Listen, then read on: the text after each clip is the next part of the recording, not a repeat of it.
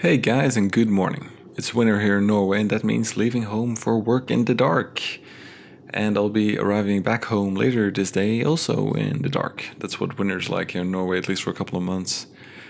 So my last video showed Autopilot's weak points on a local road, and some of you may have been shocked about the results, but I think this video here will balance things out a bit. I am actually a really big fan of Autopilot, despite my last video, which may have come off as being somewhat negative. It really wasn't, though. I was only trying to find a route which would be able to display the progress of Autopilot over time, and I think that will work pretty well there. So the local road will be my benchmark going forward, but I also plan on posting videos of my commute. It features all kinds of roads, really, local roads like I'm on now, highways, divided highways, as well as roundabouts, on and off ramps. Everything we need to keep testing, as Autopilot will slowly keep improving to what I hope in the end will be full self-driving features. Besides, I'll be testing it in daylight, at night, snow, rain, you name it.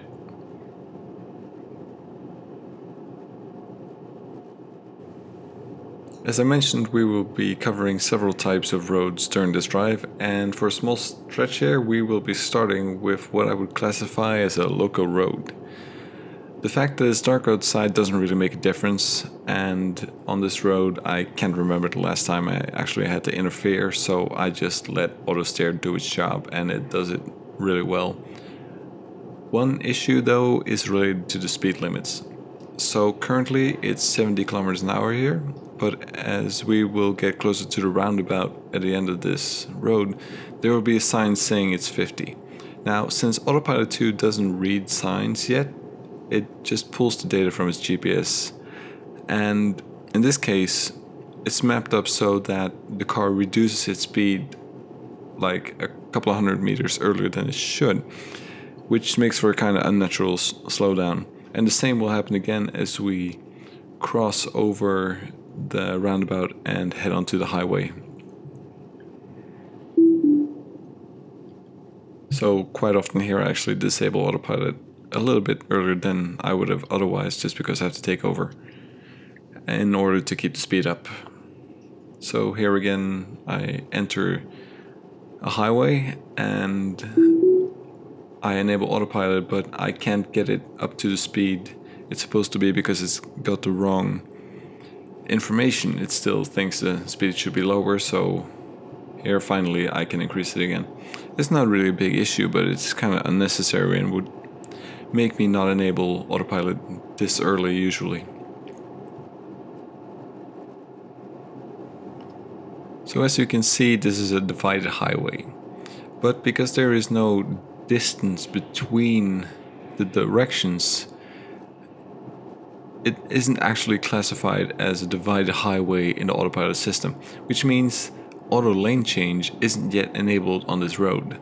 So every time I do a lane change, I actually have to disable Autopilot, which you just do by either pushing the stalk that handles Autopilot forward, or pushing the brake pedal, or just steering beyond the retention that the steering wheel has, so that you kind of force it out of its path. But it's still something that shows, or it's something that displays the difference between Autopilot 1 and 2, because Autopilot 1 will be able to change lanes here. So it's probably a security measure to make sure that people aren't changing lanes into oncoming traffic, but it's definitely something I hope will get fixed pretty soon, especially since it's obvious that this road should be able to handle it. And in all other aspects, Autopilot does absolutely great on this road. I don't really have to do anything. The only time I actually have to take charge really is whenever I want to change lanes, and that's at least something I'll deduct points for on this road. So this is kind of a highway which I won't classify as divided highways.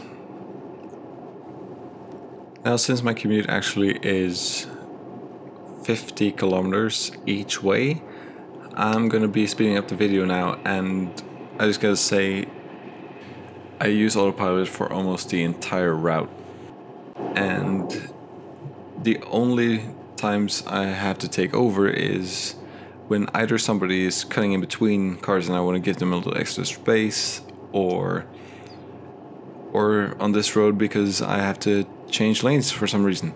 And other than that, I really feel I can let Autopilot do all the driving.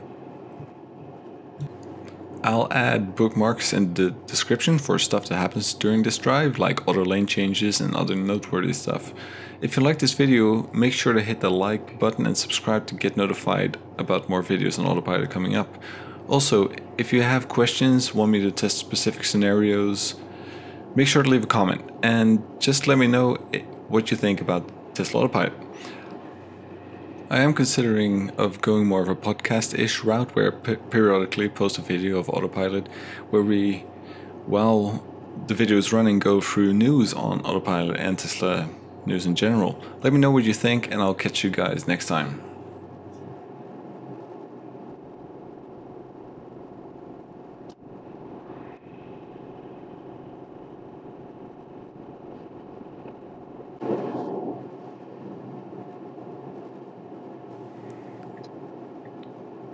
Alright, here we go. I actually have to make a lane change due to the car in front, and that means I get to turn off Autopilot because it doesn't support automatic lane changes on this highway since it's not divided enough. And now I'm going to change back. It means you just have to force through and it will disengage by itself, and then I can turn on again.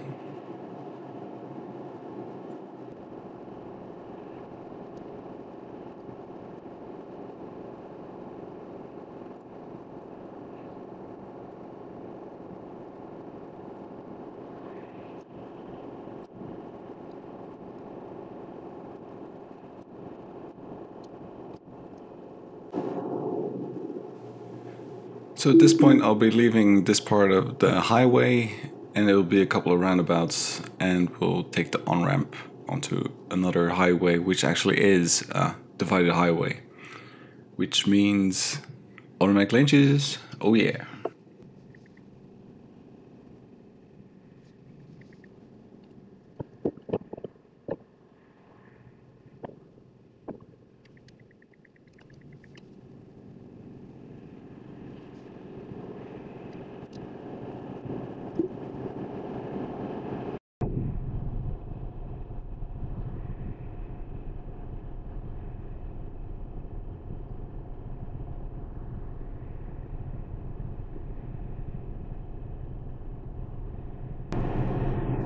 So here I'm about to perform a lane change. I just hit the indicator and the car switches lanes nice and fluidly, even though there's a car not too far in front of me and there was also one not too far behind me, but it just made a nice transition into the other lane.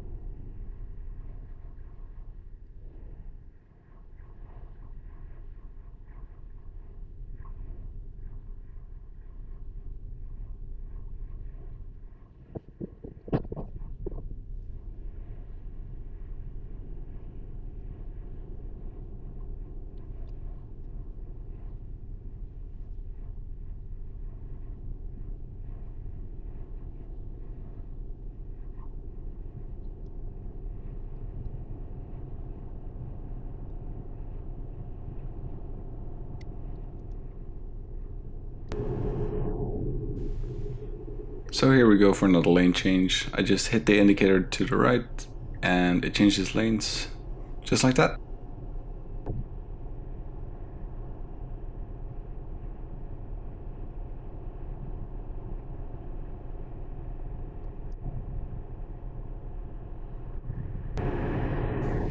So here we can see the white fan in front is changing lanes, and the car sees it shows up in the instrument cluster and slows down accordingly.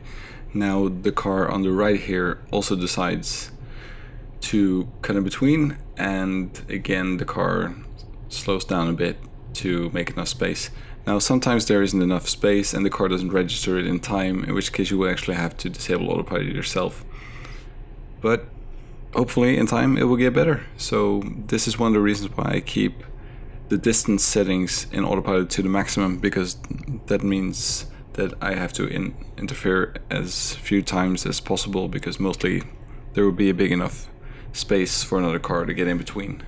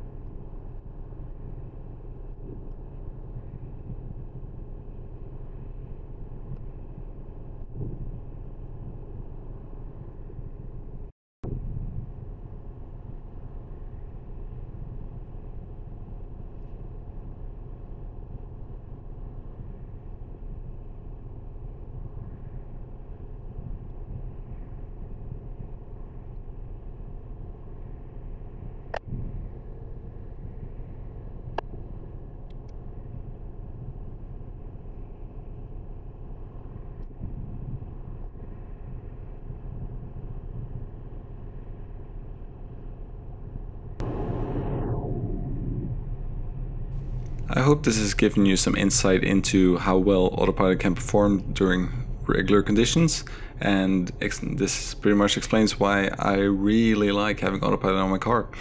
And if you watched all the way to the end, then you must be really into autopilot as well. So in that case, you should hit like and subscribe. And if you're considering buying a new Tesla, check out my referral link in the description for free unlimited supercharging on your new Model S or X.